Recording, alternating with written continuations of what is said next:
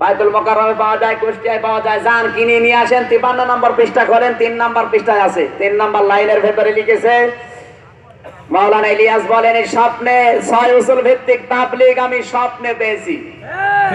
আমরা জানি নবীদের এখানে কথা বলেন কেন?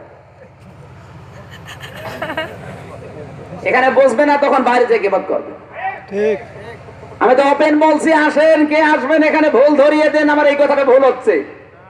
এখানে যদি ভুল ধরাতে না পারেন, 4 দোকানে গিবত করলে আপনার কিন্তু সব খুলে ফেলবে, কিছু রাখবো না। আপনি গিবত করেন কোন সাহসে? উনি বলেন আমি স্বপ্নে পেয়েছি এই 6 উসুল ভিত্তিক তাবলীগ। এটা তাবলীগ না, এটা তালিম। বাংলাদেশে যেটা হচ্ছে এটা তাবলীগ না, এটা তালিম। তাবলীগ আর তালিম এক জিনিস না।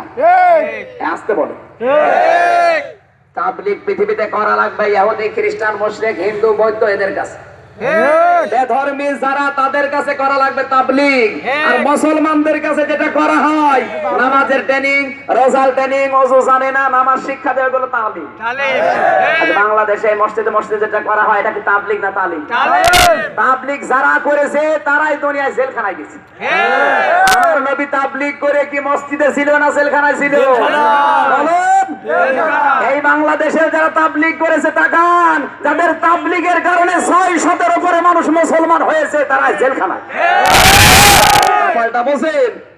তোমার তাবলীগ না, ওটা তালিম। ঠিক, কাজ করছে একটা, নাম দিচ্ছে আরেকটা। এবার ভুল ধরেন।